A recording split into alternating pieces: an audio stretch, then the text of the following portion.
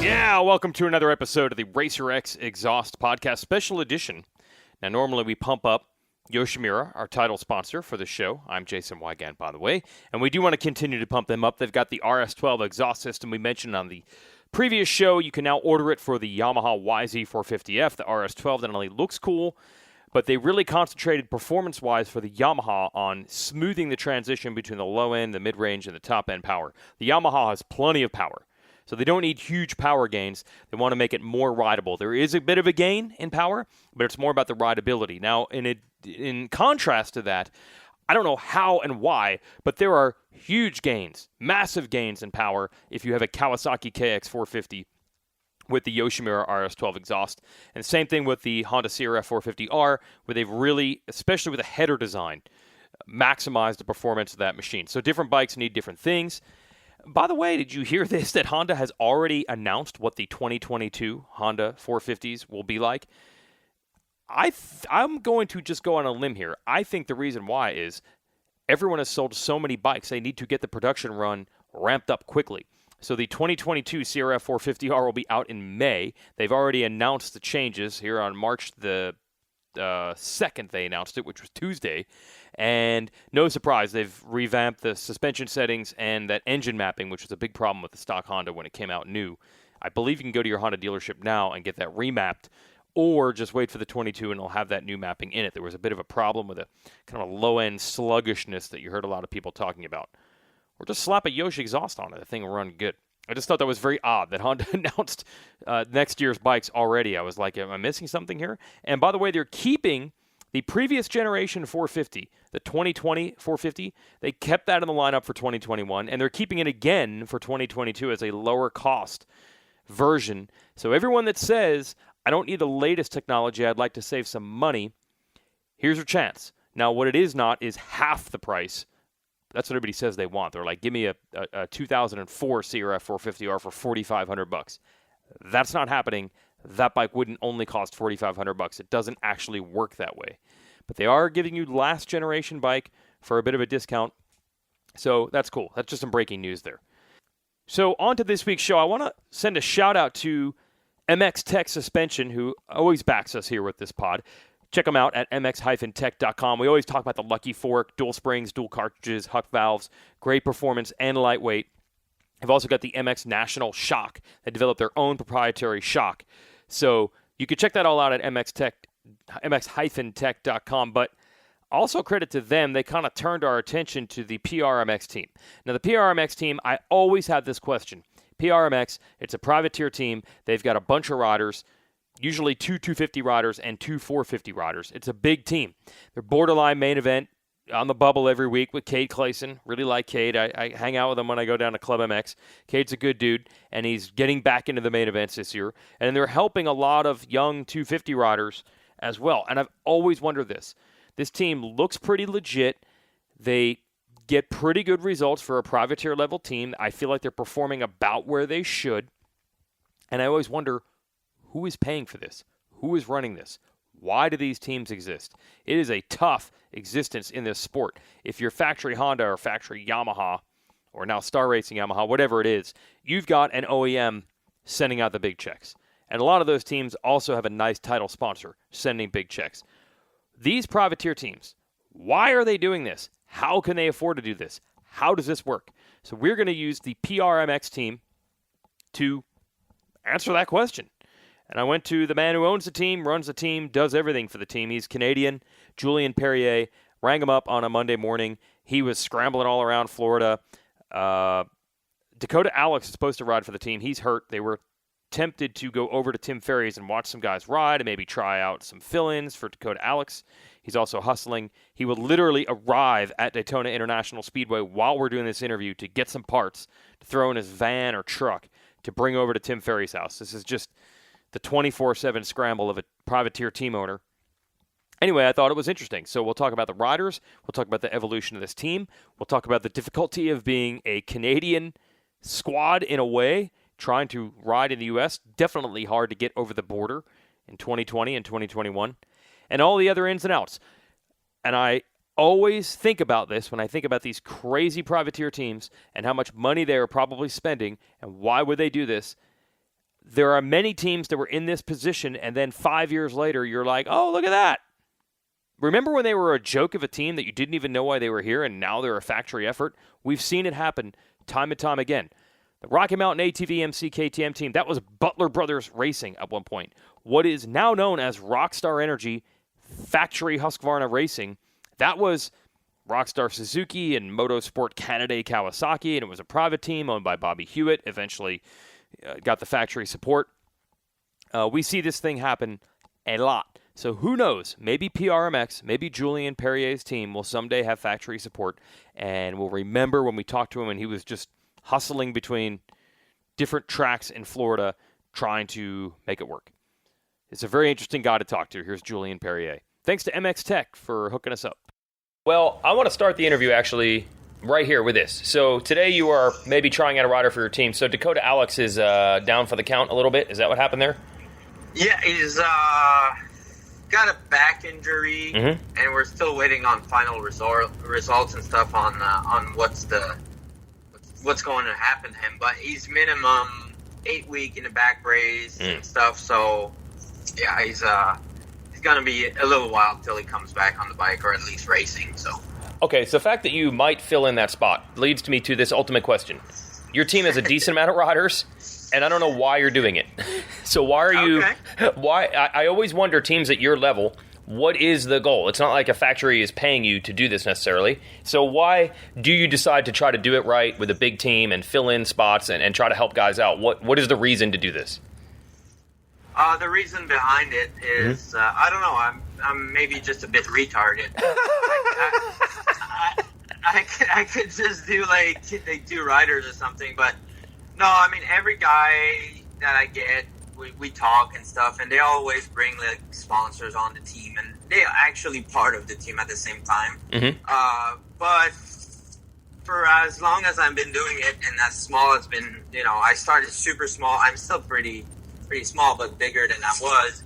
I'm just trying to be as close to a factory acting team, like yes. We have the nice semi, we have all the nice stuff, the nice toolbox, we have the best bike that we could possibly build with what we got and budgets and whatnot.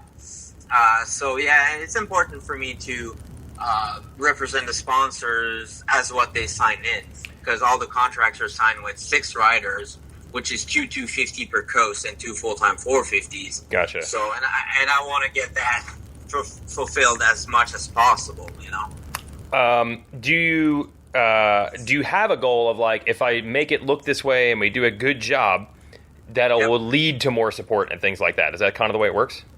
Yeah, exactly. That's just the way I've been looking at it for a while, and this year's the best year we ever had. Like, not just results and stuff, but like support wise with the new tractor and the new semi trailer and stuff, and people just look at us a little bit more to where we're they're actually on the legit side of being a good race team. So it's like, well, I always say it probably seems like a steep climb, but I mean, you see it all around. Like, you see where, say, the Moto Concepts team once was, or Star Racing, or Rocky Mountain ATVMC, or the Rockstar Husky team was like a private team at one point, and it morphed. So it does happen. It does happen. It does. I mean, if you go all in and be part of the big boys in 1 year, normally you'll be there for 2-3 years and you'll be running out of money. But you'll be doing it slowly and take one step at a time, and good years, bad years, all around, and try to upscale the level of stuff. And it actually works if you're patient and if you don't bother saying no a million times, and then you're okay. Don't make promises that you can't keep. Yeah, exactly. And it's like when you call sponsors or companies and no, not interested. Okay, well, you call the next one. No, not interested. It's probably like, I don't know how many times I get say no in like a week when I reach out to people. But sometimes there's people, yeah, I'm interested. And you're like, yeah, $500. So you are Canadian, right? I'm correct in that. Did this team start more as a Canadian thing? Did you always think of America, or how did it start, and how did it end up having an American part? Well, quickly, it started me just wanting riding a dirt bike and couldn't get like parts in time and this and that, and I'm just like, oh, I'm gonna start like a little shop and stuff and try to get my own parts and whatnot. I don't know. It quickly escalated. Oh, I'll help this guy out. Oh, you want to run my logo or this and that? And then we raced in Canada for a little while, and always been looking at Supercross, where it's like the Formula One of motocross. That's how I see it. Mm-hmm. And I was just like, one day I'll give it a shot, and we did give it a shot about like 7 years ago with Davey Fraser, a guy from Canada.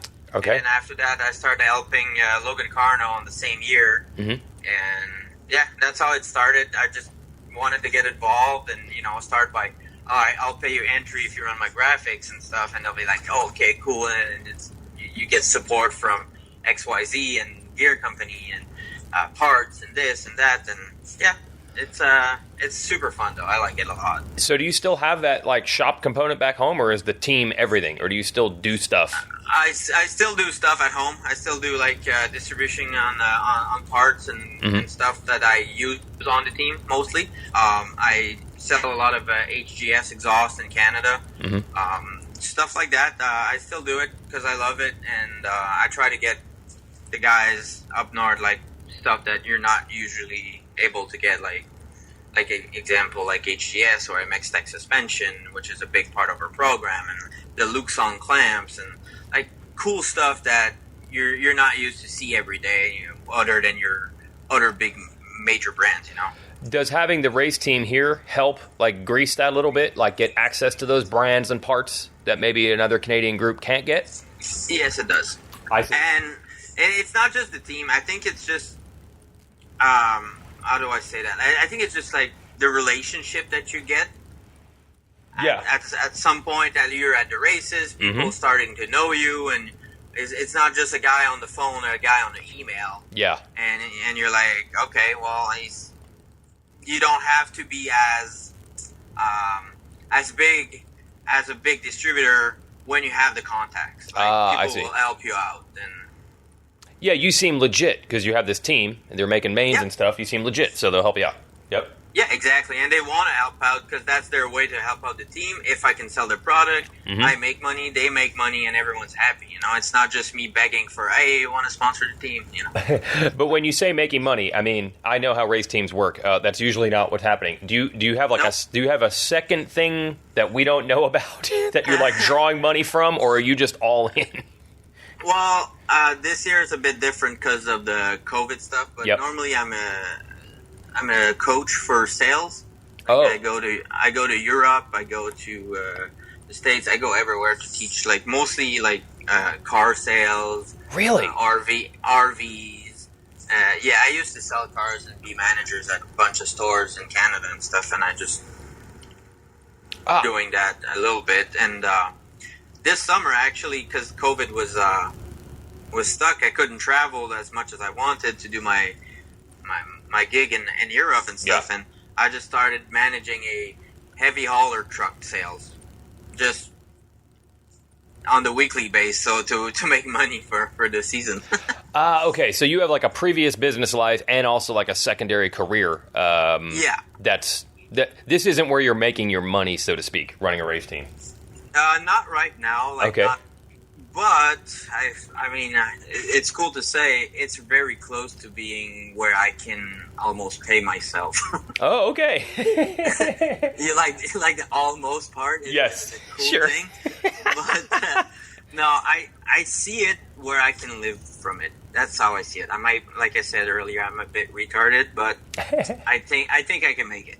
Well, you're not the only one. I mean, look, this is what we all love, and this is where we want to be. So was there a time that you were doing this sales and coaching, and it sounds like fairly successful. But did you always like, oh man, motocross, man, that's what I love? Is that kind of how this worked? Yeah.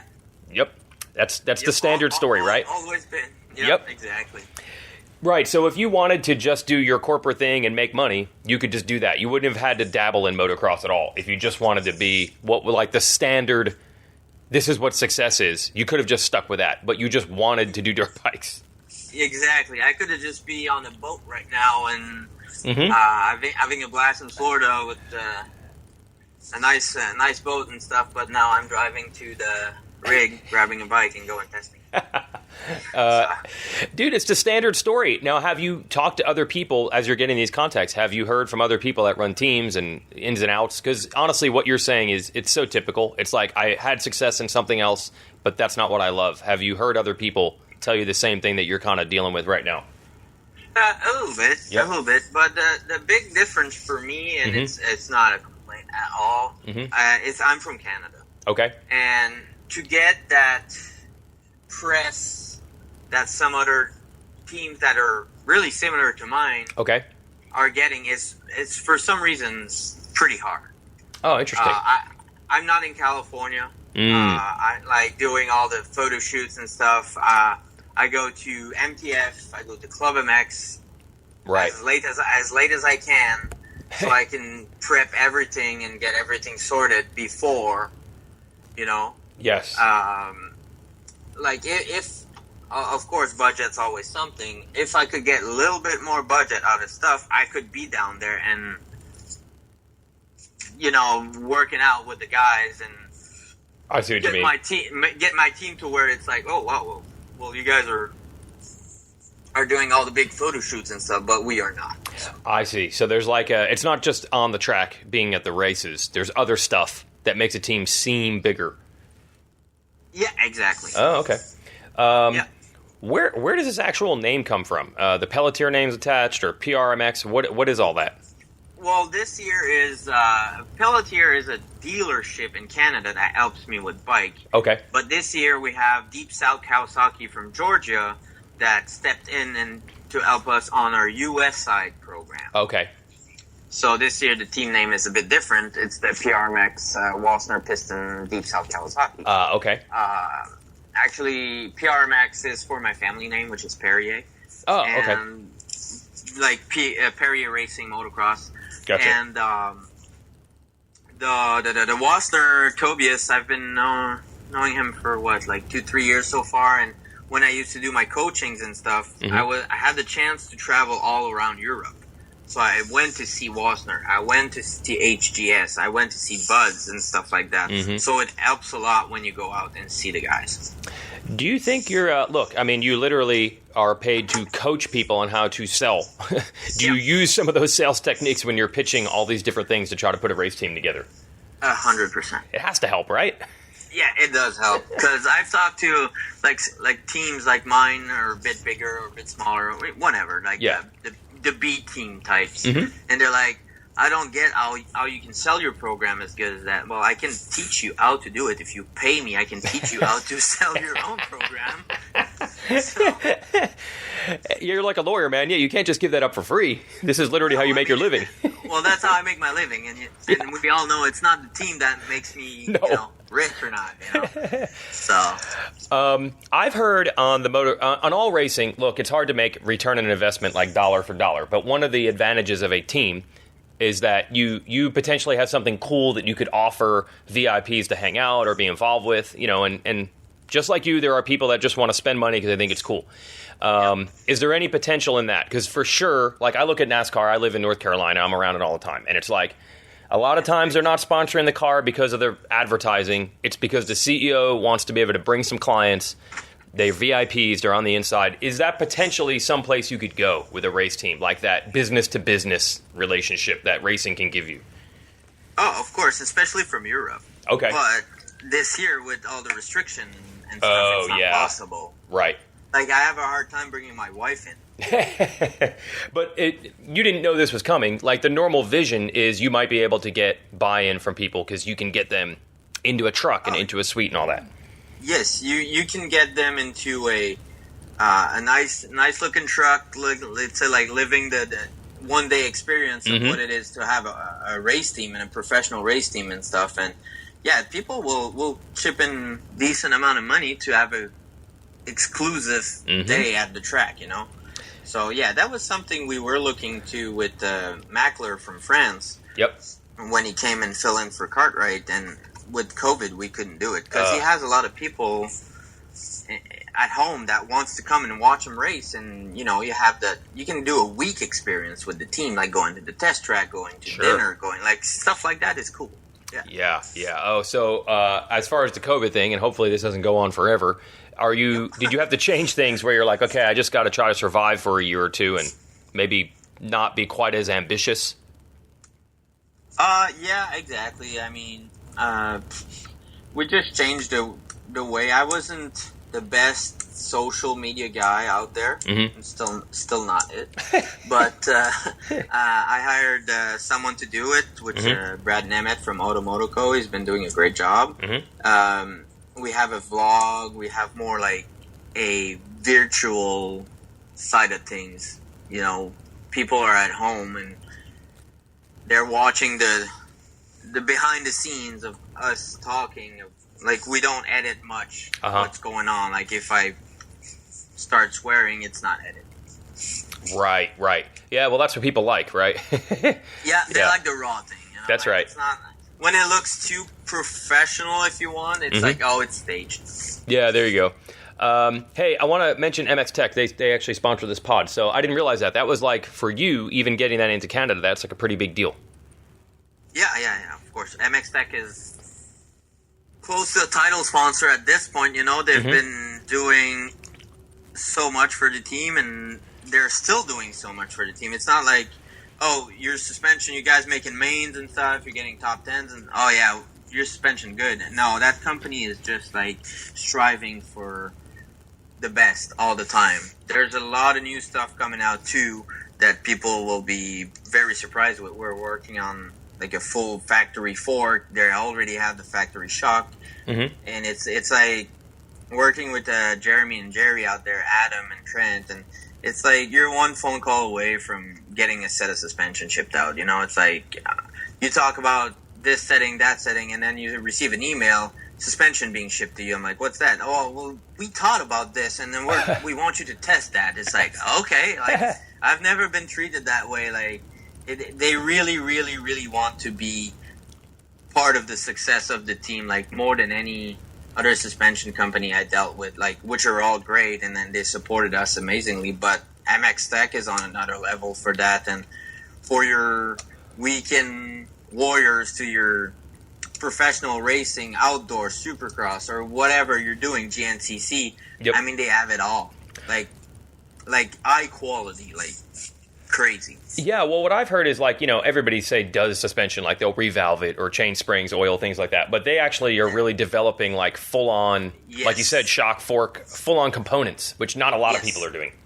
Yeah. Oh yeah, exactly. That's what I'm saying. It's like I can probably, you know, throw a bunch of shim on the ground and try to put them back together and be like, yeah, I'm a suspension guy. And then, but these guys are more than suspension guys. They're suspension like technicians. They're R&D'ing everything. It is cool that motocross is like that. Like, look, you're a privateer team, but you're able to. A dealership gets you bikes. You're able to put your stuff on it, and MX Tech helps develop it. Like, it's not like car racing where don't even bother showing up. Like, you're able to. It's not a factory bike, but your stuff is at least able to compete, right? Yeah, and like I've been working with Williams Motorworks for a little while, like 6-7 years. But this year he stepped it up. Also, we got him a bike early, and we did so much R&D. I think we have like 7 different head types. Wow! To try to flow bench, to dyno, to cams and pistons, and Wassner built us some like 6 different pistons, and like we shouldn't say that, but we do not run like standard stuff, you know. But it's a good thing for us that we're able to have companies like that, like Williams Motorworks and Wassner and like HGS. They'll build us specific stuff that we want, which is rare for a small team. Yeah, but I'm sure this trickles down to the customer. Same thing with MX Tech, right? Like, I'm sure they're taking notes on what you guys are learning for their own people, right? Yeah. Yep. Yeah, and then the same thing with, like you said, with MX Tech. And if we're able to support a Supercross team that's, half decent and having R&D through them and stuff, and we know our stuff will outlast B class rider or something. Yes. Yeah. If it's good enough for Clason to make a main in the 450 class, yeah, they must know what they're doing. Hey, just a quick shout out here to RacerX. Support our journalistic endeavors. It used to be easy. We just did a magazine, and that's all there was. It was magazines, right? And then we became a magazine with a website. And then somewhere along the way, I feel like we became a website with a magazine. We also had social media. Heck, now you could probably say we're a social media group that also has a website and also has a magazine. But we still work really hard on the mag. I just put together 2,000 words on Moto Car Fight Club, and I'm going to do another story for this issue coming up. And everything in the magazine is different from what you see on the website unless you subscribe. And then we'll give you access through the website to read every single story right through the site on your phone. But you only get access if you subscribe. Now, the good news is it's cheap. It's $30 a year, so that's a little over $2 a month. That's cheap compared to all these other streaming things that you're probably throwing $8 and $10 a month toward, and you don't even think about it. And we'll throw in the RacerX vehicle package right now. Subscribe or renew today. You get the big RacerX trailer sticker and a cool RacerXOnline.com Moto Everyday license plate frame. It's $30, and we'll still send you, of course, 12 real print magazines in the mail as well. Okay, that's our offer for right now. Let's go back to our interview with Julien. Let's talk a little bit about the guys on your team. Like Clason, I want to start there because he's been through the ringer, and he was up racing in Canada also. Is that where your relationship came from, or did you already know him? Like, how does Clason end up being your guy here for the last couple years? I known Cade a little bit on and off when he was with another team in the States. And, we met in Canada a bunch of times, right? Canada's definitely not the same as U.S. for racing. One day you should come up and cover it. Yeah. I mean, you go hang out with anyone that you want. Like, you could be under the Cowie team tent, or I'll go see Cowie and like, hey, you have a motor, and be like, yeah. Oh. Bring it back at the end. Bring it back at the end, or if you blew it up, you pay it. I'm like, yeah, no problem. Okay. It's that type of racing where everyone is a competitor, but everyone will try to help if they can. Yeah. Which is cool. Yep. And, that's how I known about Cade, and I met him, and with Supercross, he saw us in and out all the time, and he came up to me at Riverglade, I think, and that was 3 years ago, I think, and he was like, hey, if ever you wanted to help me doing Supercross again, let me know. So I'm like, sure. I mean, we've been talking, and the rest is history, It's like a second child now. But that is cool because, look, he didn't race Supercross. It was basically 2 seasons or so that he was forced to miss. We didn't know. No one knew, like, is he going to be good at it again? And then last year was a bit of a struggle. This year's gotten a lot better. So you showed some faith there of, like, I think he's going to be okay at this again, even though he hadn't raced for a while. And even last year, it didn't come back immediately. So that was cool. Exactly. Yeah. Yeah, no, I knew Cade was going to be good at some point. I knew it would take some time. Yeah. And, it took a little while. Just give me a second here. Oh, yeah, no problem. Doing privateer things, man. Yeah, c'est des 30 qu'il y a dedans. Ouais, mais check en dedans. Oh, I like this. I'm getting, like, real behind the scenes here. Il y en a un dans la boîte qui a des 30 dedans, s'il te plaît. Au nom d'Alex? Ouais. Ou Alix ou Neese. So you're getting the French version of it right now. Even better. That's the real flavor of your team. Like, I wasn't lying. I'm really at the rig, and Fred, my mechanic crew chief, he's grabbing stuff to test, and I have my 15-month-old baby waking up in the back. So. Oh my gosh, you got kids you're managing through all this too? Oh yeah, he likes dirt bikes and stuff. Gnarly. So gnarly. No, it's all good. Okay. I knew Cade would come back to where he was at some point, and it took time, and he knows about it, and I'll be honest with you, I wasn't sure about doing something with him this year. Oh, yeah. Well, he didn't make any mains last year, I don't think, right? Yeah, and right. I was like, okay, well, if we need to do this, we need to do this way, and I was going with MX Tech, and it was not like something we could negotiate, and then MX Tech was the route we're doing. Yeah. And he was like, okay, I'll follow whatever you guys want. And I told him, like, try to help us out with finding some good sponsors and stuff, which he did. You know, because it's up with SSI and stuff, and it's been great. It's been great. I'm really happy we worked it out. And we actually, last weekend, we were talking about redoing our contract for 2022 already. So. All right. Look at that. Okay, dude, I want to admit, I don't even know who Devin Simonson is at all. But he's been pretty good. North Carolina. Is he really? Yeah. Sad to say. That shows how much of a national guy I am. I don't even know. It doesn't even matter what state you're from. It's not like I'm going to these local places. Yeah. Wow, he's turned out to be pretty good. I know the West is hurt on injury, but I'm talking like you could see it from even first practices in Houston that he's pretty good. Oh, he's good. Yeah. You know, like, it's not, I understand, like, people got hurt and stuff, but he didn't. Yeah, but he was riding well anyway, even before those guys got hurt. Yeah. Yep. Oh, it was good. Neese was good too. Yep. Devin, no one knew who he was, and it's kind of why I picked him. I known Devin for not 10 years, but a little while. Okay. And he's a south of the border kid, and I used to go train there. Oh, okay. When I was a smaller team and whatnot, and I knew he had a very, very, very talented kid. Just didn't have the chance of showing it. Yeah, oh, that's cool. Yeah, because Neese is pretty well known in these circles because his dad, he was pretty high profile even as an amateur and stuff, so I know him well. But the Simonson thing, you might have really, that was pretty cool that you kind of discovered him almost on your own a little bit, I feel. Yeah, it was kind of a gamble. You never know. Kids got talent. Yep. Kids super aggressive. Yep. Can get some starts, you know. We all shot it a bunch of times. Yep. And it's like, makes my motor guy super happy. Jesse's like, oh yeah, you know. And the bikes are very good this year, so we can't really complain about that. But I mean, Devin's an amazing starter. And then Surratt's on your team, right? Yeah. Is this his first shot at Subi? Isn't it? Surratt? No, he raced a while back, and he went away for Works. Oh, really? Works, yeah. He used to race like the 3-4 hour races. Yeah, the off-road stuff. Wow. Yeah, and now it's like more like we have good expectation for Ryan because he's a good starter, and he's a good rider also. He's got a bunch of style too. He's cool to take pictures of. Yeah. It's just going to take a couple of races to go back to the intensity of Supercross other than pacing yourself for 3 hours. Okay, yeah, so yeah, that's true. All right, so yeah, you're not judging him he's only raced us one. You're not judging based on that. No, and to be honest, some very, very, very decent riders didn't even make the Nitro. Oh, man, it was tough. And there's so many rookies and everything. Like, our class was pretty stacked.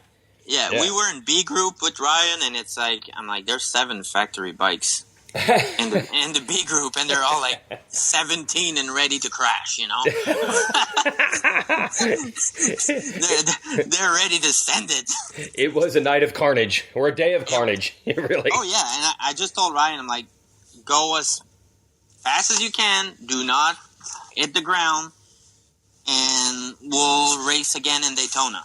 That was the words that came from my wise words, you know. Okay. Well, I guess it worked, right? Did he stay off the ground? He stayed off the ground. Okay. I think we just had like a tip over and stuff, which is totally fine. You'll take that. But I mean, Nitro was made, and you know he showed good starts again, and I think a couple rounds, like 2 or 3, and he'll be fine.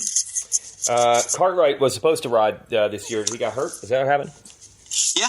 It was doing very, very good on the 450, and I think he just caught his foot in a turn. Like, not even a rut, not even just a little foot drag, and it broke his ankle, I think. Okay. Yeah. Surgery and everything. He should be back for Texas. Oh, okay. And I've been at Club Mex a couple times. That's where Justin Thompson rides. He got hurt too. But do you have a little bit of a club-like connection, or is it just a coincidence that some of the guys ride there? I love the dirt bike sounds, by the way, of the little guy. That's James. Yeah. He's seeing the bike getting put in the back of the pickup, and he's like, boom, boom. It's so good. That is so good. So, Thompson. There's a bit of a connection with club. I always will text Brendan Haas there at Club MX. I'm like, who's your heavy hitters? You know, like that doesn't have like a big ride or something. Oh, that's cool. Like almost to scout. Like, are there some guys that could use some help? Wow. Yes. Oh, that's awesome. awesome.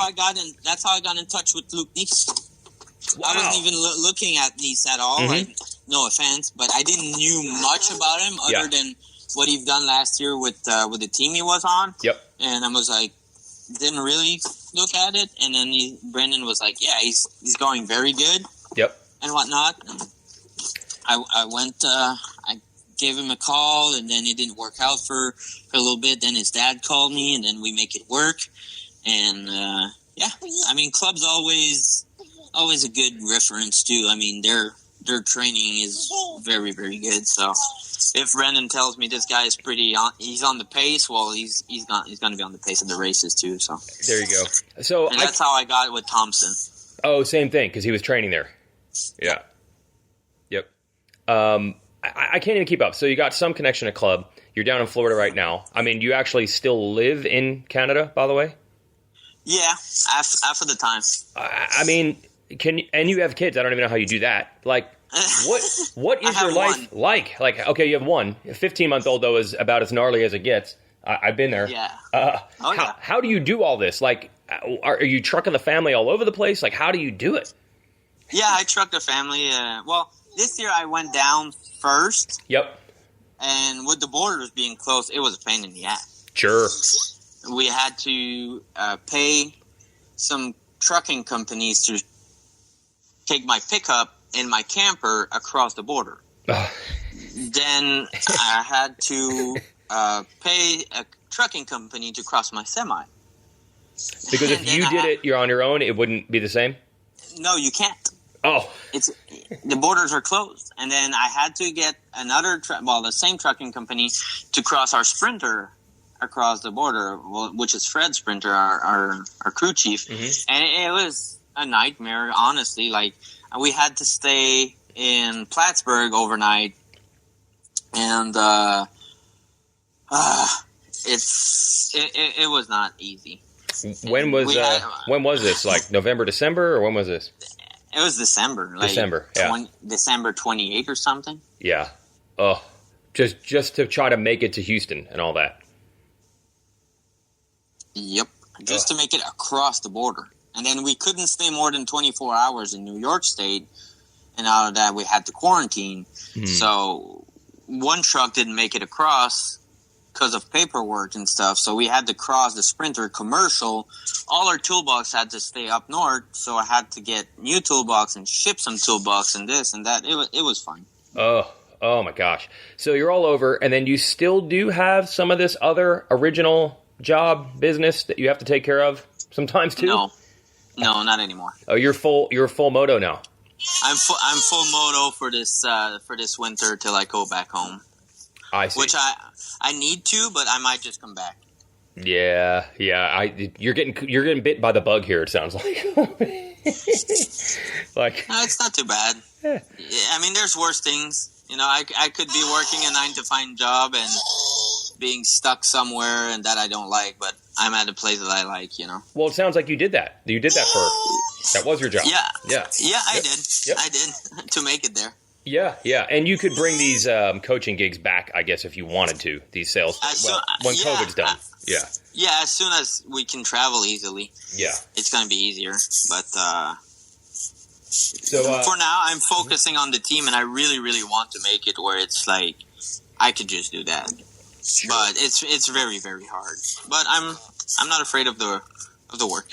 Yeah, well, I was going to ask that last thing about the work. So you're all over the place. I mean, can you even say like what the hours are? Is it just literally like 24/7? Pretty much. There's no hours because one guy can text me like every 5 minutes or will not text me for a week. Yep. And then this guy will need tire and this and that. Right. And you're James. And you got a 15-month-old. Yeah. No, he's cool. He's very, very quiet for his age. Yeah. Get a bit sick. Oh, you're good. I mean, I feel like this is all adding to what this is. Like, you're handling, like, 5 things at once, including a family. Yeah, you have to, and it's for me. Like sometimes people are like, "Oh, you do it." I don't really see it as it's tough. Sometimes I just want to quit everything pretty much every day, but but no, it's fun. I like it. I can't wait to be back at the track and stuff and see how it goes today with the possible rider. And then, I mean, if it doesn't work, we'll just go back to our original plan. Like you said earlier, I have so many riders, so it's not too bad. Yeah. Well, I mean, look, if you don't give up during this COVID time, which definitely wrecks some plans and makes it even harder working out of Canada, you could have quit. I'm sure this would have been the best time. I hate to say it. 2020 would have been the best time to stop trying. I'd say. Yeah, because I would have an excuse. Yeah. Yep. Call COVID. That's right. Everybody has. But I'm too stubborn, and like I said, I'm a bit retarded and stubborn. So those two don't go together. I can't just quit because I have like Clason, Cartwright, Neese, Simonson. I have Alix. I have like Surratt, and all my guys, like my crew that's been with me for a little while, and they're still here and whatnot. I can't just quit on them and be like, "Oh, I can't do it anymore, guys. Everyone go home." Right. It's too hard for me to do it, so I'll go through all this shit to keep it running. Yep, and then hopefully it'll be a little easier, maybe soon. Yeah, but it's not that bad. I make it sound worse than it is, but it's not that bad. Yeah. It's fun. That's cool. I mean, it's good to have people out there doing it. I mean, we lost a couple teams not that long ago, so to hear that there's always someone else trying to get into that spot. And, I mean, can you vision that? Do you think, oh, man, 3-5 years, where could I be? Like, is that in your mind? I always take a look at the future, but honestly, kind of cheesy. Since COVID, I do not take too much of a look in the future. Yeah, good idea. You'll never know because you had ABC plan and it'd be like, oh damn, Yeah, now we can't even have fans. It's getting tough, but at least we're racing. We're lucky enough to have the racing. It is weird, man. We've all gotten that perspective for sure. I've shifted too. It's like I'm always trying to get more, and right now it's like just hold on to what you got. You better be happy with that. Yeah, and make the ones that are helping the program happy is, I think, where it's going to be, Yep. Yeah, you can't control the rest of it. Like, those teams that eventually became factory, like, somebody just came to them. They just kept doing their deal, and somebody noticed. It's not like they knocked on the door and forced them. It just happened. Yeah. Hopefully one day. Yeah. Yep. But if not, I mean, I like the program the way it is, as it's getting better every year, and that's just what I'm going to continue doing till I'm, I can't do it or totally fed up of it or whatever. It's like I'm going to try to do it as long as I can and the best as I can. So my last thing you've done. How many years have you been doing Supercross like this now? 7. Are you noticing more, like, you get recognized by more people or more sponsors or more industry heavies, like, start to recognize you or stuff like that? Is that happening? Slowly. Okay. A little bit better. Yeah. Like I said earlier, it comes out that I'm not in the mainstream all the time with all the other teams. Right. Like, I don't do stuff with, let's say, all the magazines. Okay. Because I can't, and I need to be home and be in Canada and stuff. But I think the slow process is not a bad process. I see. So you're not frustrated by it? No. Yeah. No, I'm just doing what I can to get noticed and doing it the proper way, and that's about it. Like I said earlier, sometimes you could be a blazing fire and then you're out. Oh yeah. I'd like to be more of the diesel other than the gas engine. I'd like to run longer and try to finish stronger all the time. Well, if it makes you feel any better, we usually make fun of those guys. The guys that come in like, I'm going to change this, I'm going to do everything, and then they're gone in like 2 years, and those are the guys we laugh at. We're like, what happened to that guy? He said he was awesome. Yeah. There's a lot of these, and like I've seen a lot of teams doing that in the short period I've been doing it, I'm like, yeah, this is coming in way too hot. Oh, you yeah. know, like, Yep. it's about to burn down. But you're like, you never know. Some people could have, like, a money guy that's just unlimited, you know? Right. So that's not you. That's not you. Nope. No. I drive a 09 F-150 that's rusted from Canada. So. Okay. So the sales coaching and all that success, it wasn't that successful. Like it was. No, it's more that it could be successful. Sorry, just to do it and to live my own life. Yeah. But it's plenty enough to have whatever you want, like sure, nice house, cottage, boat, whatever you want to do. Go on vacation 3 or 4 times a year. But I unfortunately used that fundings to support the team for a couple of years. Well, yeah, but the reason I ask is like you don't want anyone to think like, oh, that guy, it's just this guy Julien. He's got tons of money and he can just do whatever he wants. It's not like that level. No, like we're living at my buddy's property in a camper. That's what we're doing right now. Oh my gosh, there you go. It's not an hotel. It's not a house. We brought our old camper down and we're just living in it. Yeah, there you go. Yep, you're doing it because you want to, not because it's like I got fun money and I'm just playing around. Oh no, I do not need tax write-offs. Yeah, I mean that is a lot of teams. That's a lot of what goes on, and those teams kind of get disrespected, I think, because people are like, they don't even care. They just have money. Yeah, exactly. Yeah, you're doing it, trying to do every single thing the right way. Yeah, it's because we love it. That's the only reason why I do it. Because I love the team. I love doing that, and I love dirt bikes and stuff. But if anyone needs a tax write-off, hit me up. Okay. You know how to sell. Yeah, I can. I have to. Yeah, there you go. All right, this is good. This is enlightening. Hopefully people enjoy the story of, the standard thing. You just love dirt bikes and motocross. That's why you're doing it. That's pretty much it. That's cool. And I'm stubborn and retarded. Okay. There's a place for that. I always say, you're raising a kid now, so you'll get to this point. It's like you always teach your kids to be a certain way, and I'm like, man, sometimes what's successful in life is like the exact opposite. Like sometimes it's you teach your kids to like, share, be kind, like don't fight for things, and it's like sometimes that's a good quality. You have to be a dick and don't share to be successful. It's true. I think we teach the wrong way. Like that's not how life actually works. So you have to fight for it sometimes, Absolutely, got to take care of yourself. All right, I'm good here. Anything else you feel you need to add or anything? Let me know. Or you good? I mean, no, just if we can highlight your sponsors, that would be nice. Yep. The PRMX is, of course, me. Yep. Wasner Piston, Deep South Kawasaki, HGS Exhaust, Guts Racing, Recluse, Drink Chill, our water sponsor. Okay. Pirelli MX this year. Twin Air, ODI, of course, MX Tech with the great suspension. Luxon clamps, Deval Engineering, OG's goggles, Active Gear. I have a long list. ASV, Renegade, SB Tools, Larkin Sprockets, MX Hawker, SSI Graphics, Evans for the coolant, the baby for screaming in the back. Yeah. LS2 Elements, Firepower Parts, Sweet Aroma CBD, KD Mod 6, Atcherbees, Recamax, Williams Motorworks, of course, Motor Options, Spec Bolts, Get Data, Motorstar Wheels, big part of our program this year, Mellow Treads, Black Rifle Coffee, Risk Racing.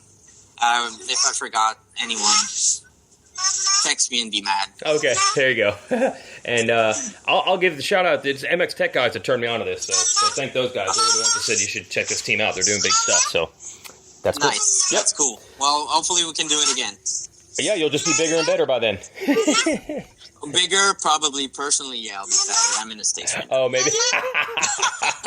Careful what you say. Don't get people mad at you. Yeah, exactly. Yeah. All right. Okay, that's it for our interview. Look at this guy. He's living hand to mouth practically to run this team. He's spending all the money he made in his original business and his real job to make this happen. He's got a baby screaming while he's at Daytona getting parts out of the rig to bring it over to test for another privateer rider and give another guy a shot. I'm sure this type of thing goes on in other sports because people love those sports too, but the heart and the soul. And, I mean, look, the guy said he's pretty much dumb for doing this. That kind of effort, that kind of I don't care, I just love it. I enjoy those stories, and it's hard to bring those to you because these guys work in the shadows, man. We don't always hear their stories. So that's why I wanted to bring that to you today, and I hope you listen all the way through to enjoy that. And again, thanks to MX Tech Suspension. Check them out at mx-tech.com. They sponsor the show. They work with the team. They put good stuff together, as you can hear Julien endorse. And, of course, Yoshimura, who's been back in this podcast from day one. Check them out at yoshimura-rd.com. Got the RS12 exhaust. Whether you got a Honda, a Suzuki, they got it for KTM and some Husqvarnas. Yoshimura gets a lot of press, obviously, for the great work they've done with the Honda teams and the Suzuki teams. Heck, Suzuki's factory team used to work out of Yoshimura's actual shop. But they've got something for everybody, so check them out at yoshimura-rd.com. And thanks to MX Tech, especially for this one, and Julien for the time. And I'm headed to Daytona. Daytona Bike Week. I don't know what Bike Week's going to look like. The Supercross is full. They're at max capacity. It's limited capacity. They would not tell me the number. I am the actual announcer for this race. If you go there live, you hear me announcing. But they won't tell me how many people it is. It's limited. And no walk-ups. Don't go to the stadium or Daytona Speedway on Saturday if you don't have a ticket already. You won't get in. So weird times we're living in still.